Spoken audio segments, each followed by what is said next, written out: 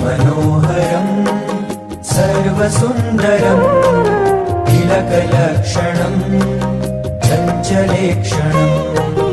विबुधवन्दितम् स्वामिनाथ ते वपुरिहास्तु नो नित्यदर्शने मदनमोहनम् प्रेमदोहनम् नयनगोचरम् भक्तसञ्चरम् भुवि सुदुर्लभम् स्वामिनाथ ते वपुरिहास्तु नो नित्यदर्शने निजजनैः सदा वाञ्छितं हृदा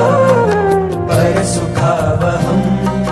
वृत्तमोपहम् परममङ्गलम् स्वामिनाथ ते वपुरिहास्तु नो नित्यदर्शने हृदयरोचनम् बद्धमोचनम् विगतशोचनम् दीर्घलोचनम् मृदुसिताम्बरम् स्वामिनाथ ते वपुरिहास्तु नो नित्यदर्शने मधुरभाषणम् पुष्पभूषणम् विजितदूषणम् शोकशोषणम् रहसदाननम् स्वामिनाथ ते वपुरिहास्तु नो नित्यदर्शने कुसुमशेखरम् कोमलान्तरम् सदयदर्शनम्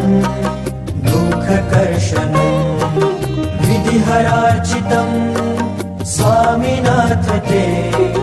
वपुरिहास्तु नो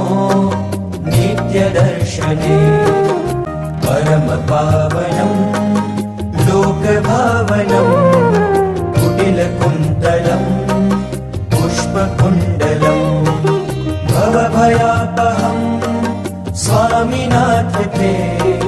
वपुरिहास्तु नो नित्यदर्शने सकलसिद्धिभिः सर्वरुद्धिभिः श्रितपदं सदा योगिभिर्मुदा तदिदमेव हि स्वामिनाथ ते वपुरिहास्तु नो नित्यदर्शने भवनिवासतो दुर्गपत्तनम्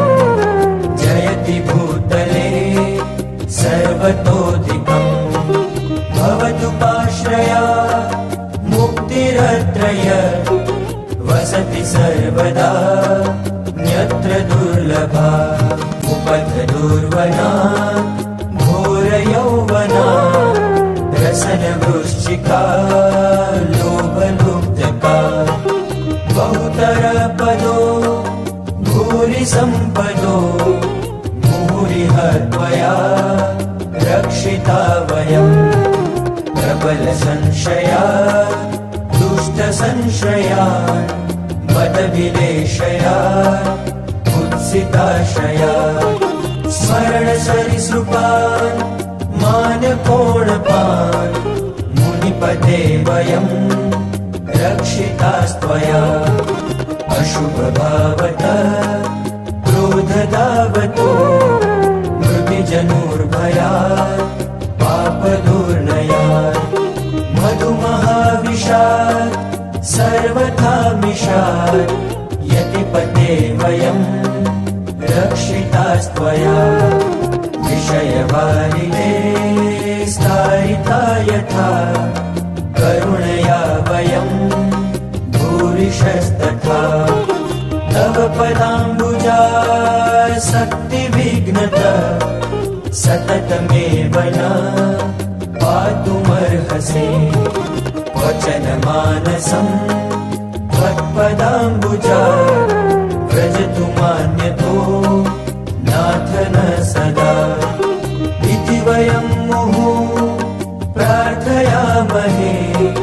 निजजनप्रियम् त्वामधीश्वरम् निजजनप्रियम् त्वामधीश्वरम् निजजनप्रियम् त्वामधीश्वरम्।